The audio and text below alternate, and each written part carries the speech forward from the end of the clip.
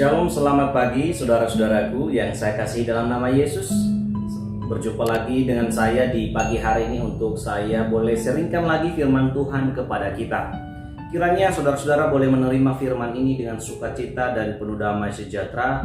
Tuhan dimuliakan.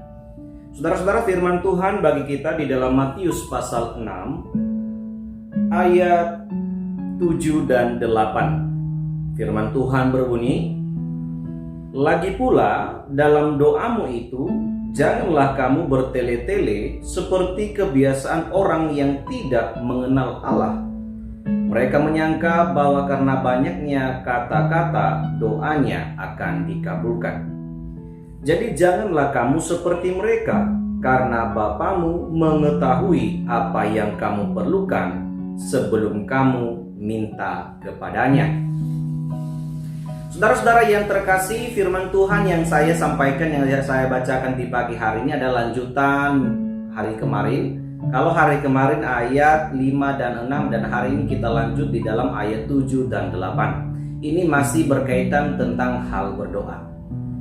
Berikut Tuhan mengajarkan, Yesus mengajarkan kita bahwa orang percaya harus berdoanya berkualitas.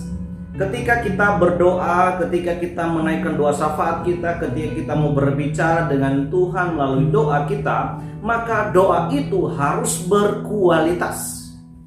Doa yang berkualitas pasti doa yang Tuhan berkenan.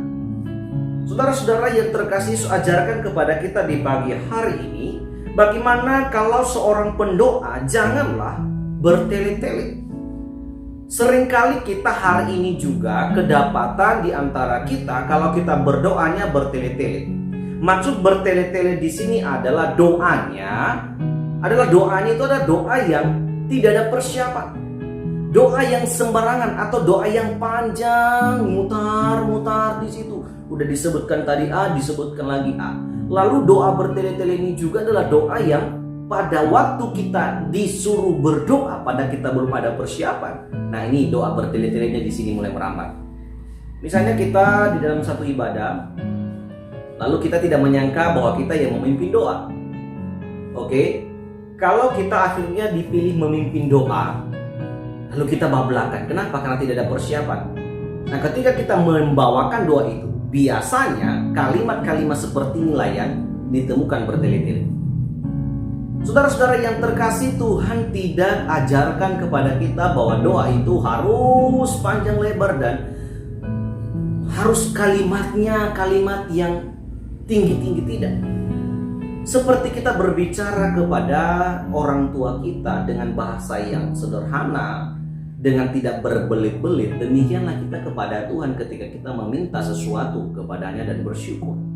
Saudara-saudara yang terkasih, kalau di dalam terjemahan bahasa Nias yang dikatakan begini, bertele-tele itu seperti ini. Jangan berdoa, doa itu tidak dimengerti oleh Allah. Wah, lebih ribet ya yang ini.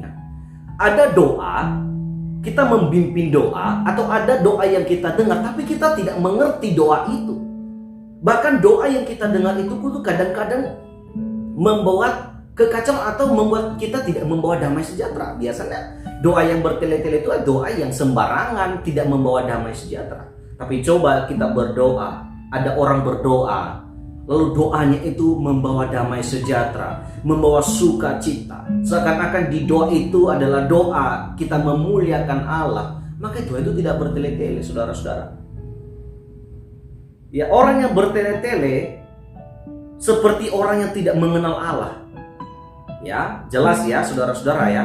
Kalau ada orang tidak mengenal Allah, tidak pernah bertuhan, tidak pernah ikut ibadah, tidak pernah mencintai doa, maka doa mereka itu seperti itu, saudara-saudara. Nah, ayat 8 dikatakan jangan seperti itu. Saudara-saudara, Yesus ajarkan, Yesus tegur, janganlah kita seperti orang itu, orang-orang yang munafik ketika berdoa, orang-orang yang suka bertele-tele kalau berdoa. Orang-orang yang panjang kata-katanya kalau doanya panjang kali, saudara-saudara, ribet kita. Nah, seringkali ini didapati di dalam ibadah di gereja ya. Nah, seringkali hal ini menjadi menjadi perubahan bagi kita. Bagaimana kita berdoa itu berdoa dengan membawa damai sejahtera. Saya percaya dan saya berharap anak-anak Tuhan yang mendengarkan renungan ini adalah anak-anak Tuhan yang suka berdoa.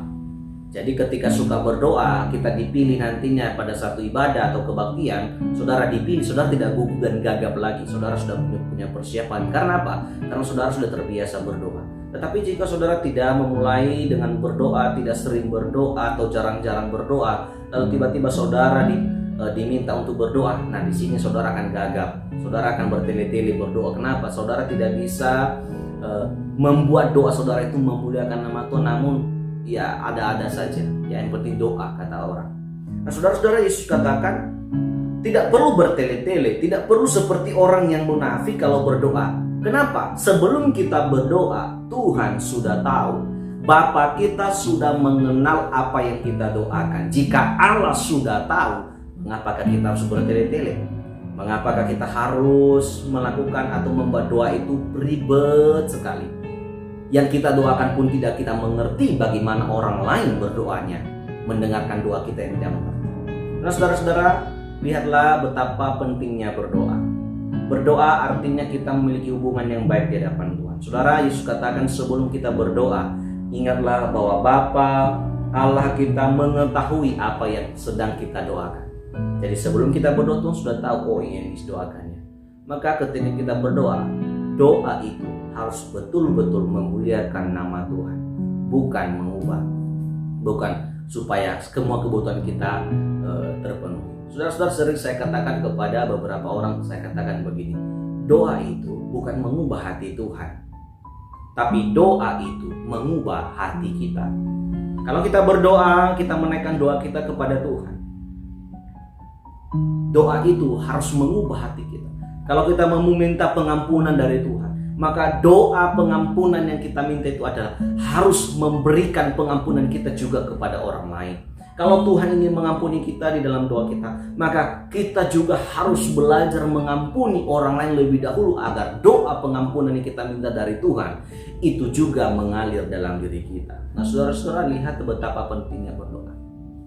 Ini adalah bagian terpenting saudara-saudara. Mari di pagi hari ini firman Tuhan yang boleh saya bagikan ini, walaupun sederhana, walaupun sudah biasa kita baca ayat ini, tapi saya percaya saudara-saudara, ini adalah hal yang terpenting untuk saudara dan saya terus alami ya. Suka berdoa. Doa apa? Doa untuk mendoakan keluarga, mendoakan orang lain. Dan di dalam doa itu ingatlah bahwa itu semuanya untuk kemuliaan nama Tuhan. Tuhan dimuliakan. Selamat pagi dan selamat beraktivitas untuk saudara-saudara yang telah mendengarkan renungan di pagi hari ini. Selamat pagi. Shalom.